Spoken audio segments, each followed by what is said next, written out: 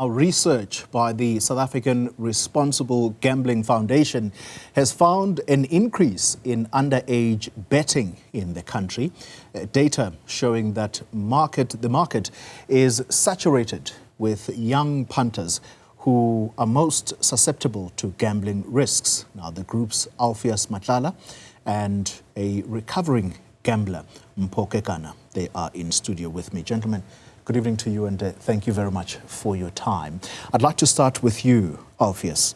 The research that you've done, you're saying that more and more young people are being dragged into the gambling space.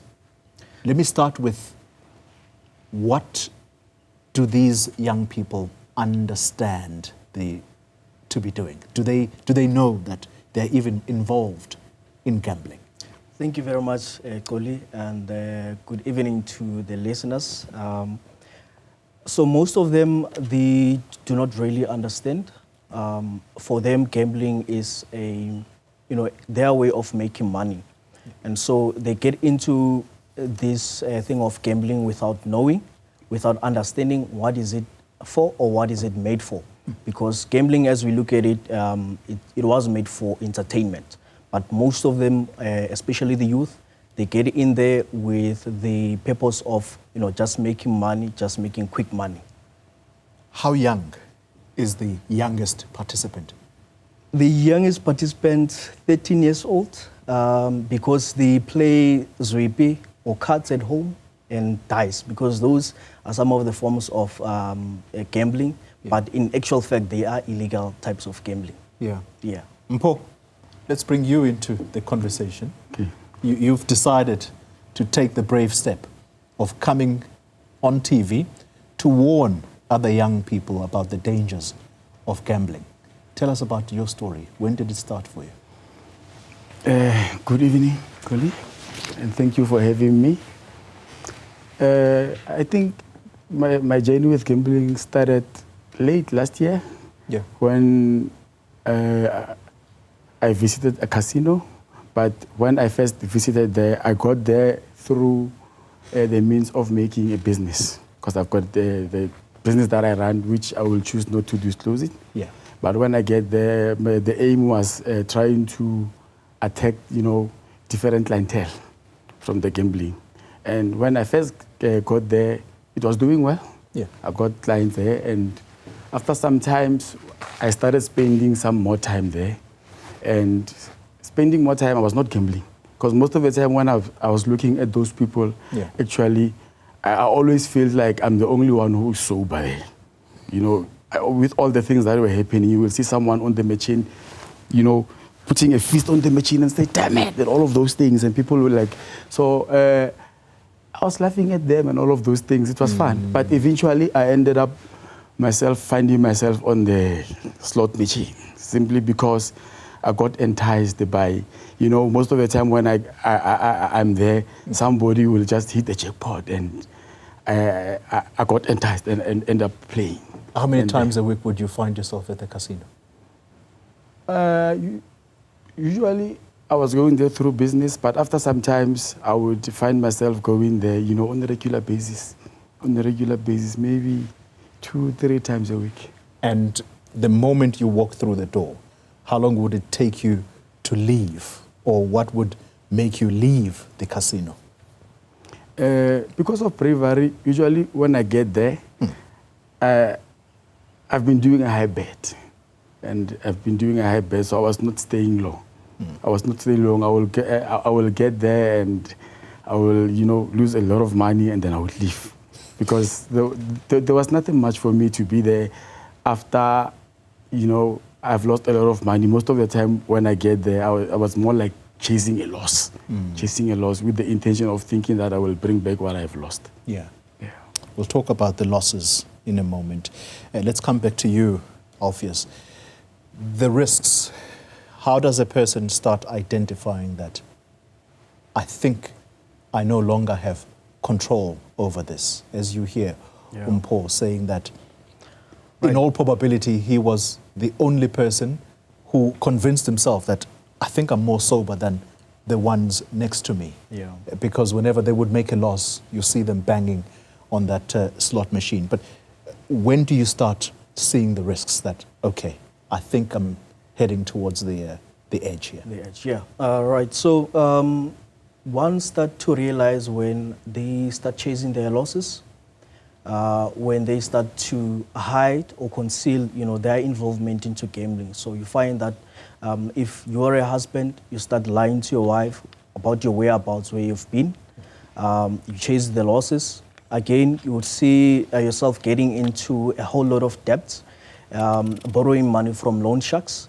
And the pressure that comes from the loan sharks then drives you to have stress.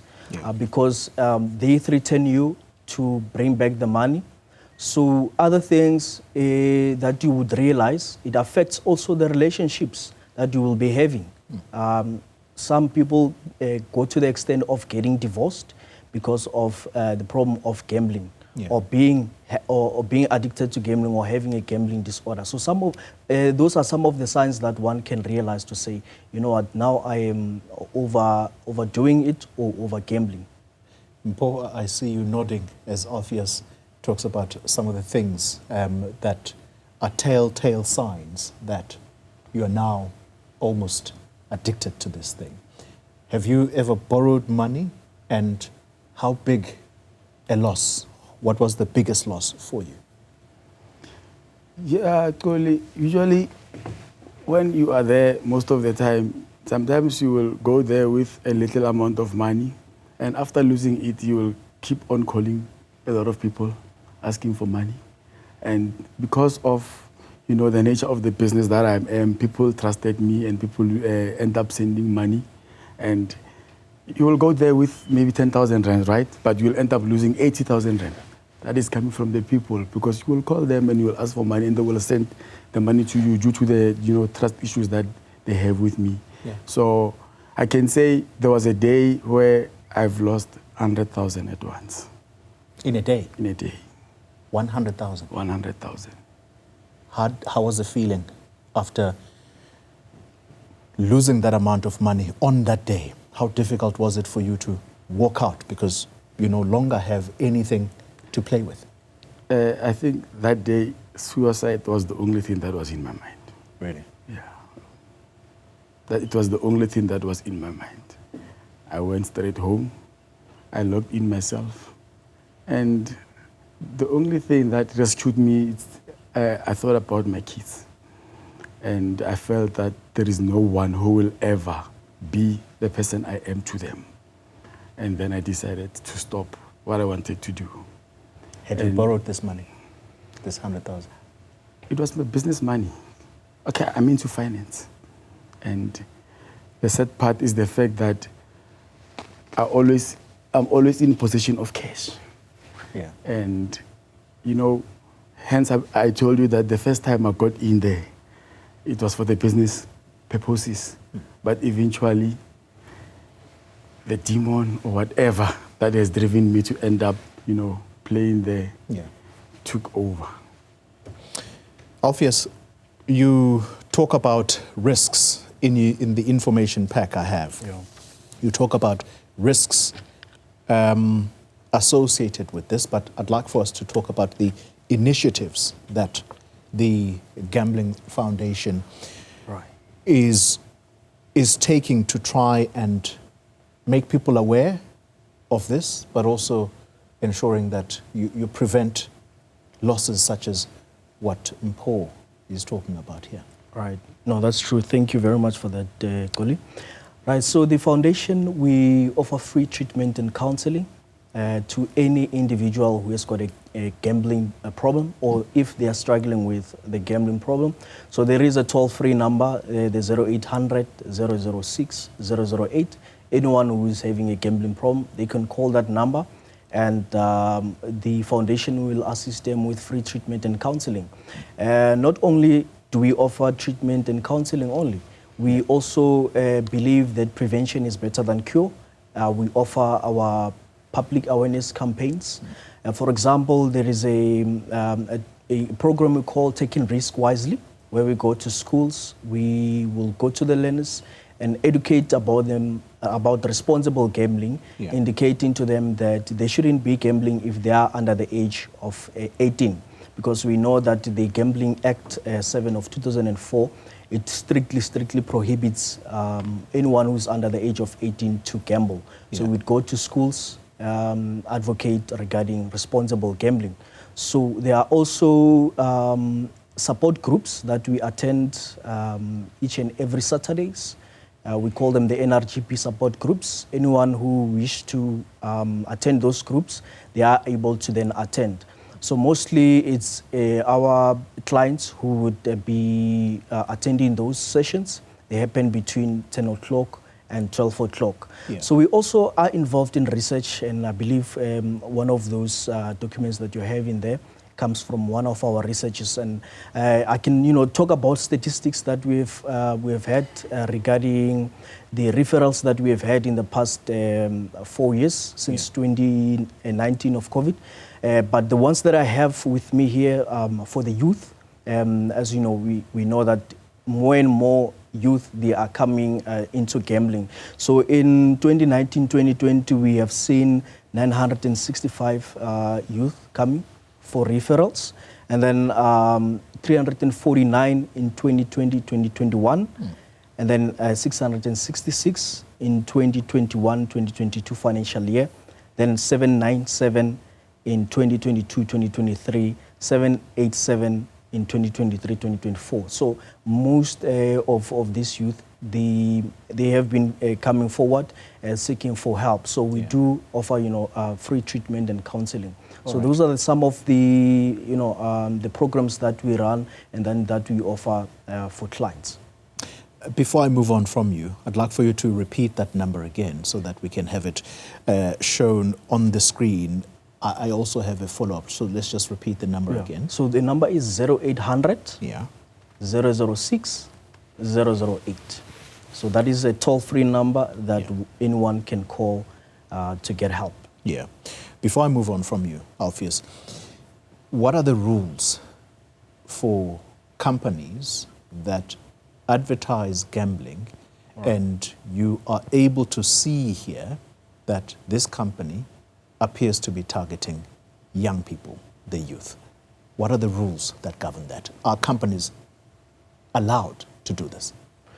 All right. So according to the Gambling Act, 7 of 2004, they are supposed to be advertising, our numbers, so that if anyone, in case they get addicted to gambling, then they can be able to call that number.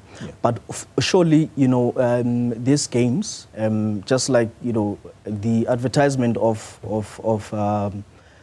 alcohol, substances, they would say anyone under the age of 18 shouldn't be, consuming this or getting involved in these activities. So they do put those signs there so that, anyone who's under the age of 18 shouldn't be, interacting or even, doing those activities. Mpho, coming back to you, you say that what made you to not commit suicide was just thinking about your children. How's your situation now? What can you tell us about where you are at the moment? At the moment, I can simply say, after I've went through all that I went through, I was referred to South African responsible gambling by someone else, and I had to call them because where I was now, things were getting worse. There was no happiness anymore in my family because I couldn't afford to do anything. There was a time where I will go into my home and tell my wife that I don't have anything. And, all the responsibilities that, I was supposed to, take over. It was a big problem. There was a lot of things that happened into my life through this gambling. I couldn't even be able to pay school fees anymore. I couldn't even be able to buy food and all of those things. And gambling affected me a lot, to such an extent where I even went through bankruptcy through my business. You had to file for bankruptcy? I didn't file. I can simply say I went to zero. Yeah. I went to zero, and I found a South African responsible gambling, and they've, you know, assigned me a counselor, and they've also found a support group. Yeah. And, you know, since I've been with them, a lot has changed, because at the beginning I thought somehow I'm the only one who's going through this. Yeah. Then once you got there, you realize that there's a lot of people who are going through this hell, and you start, you know, gaining something. And with all the new motivation and inspiration that we share on a regular basis from the group and everything, and the first thing that picked up was my insight. Yes. And after gaining the strength inside, and then that's when I started, you know, going back to, you know, engaging with a lot of people in relation to bounce back. Yeah.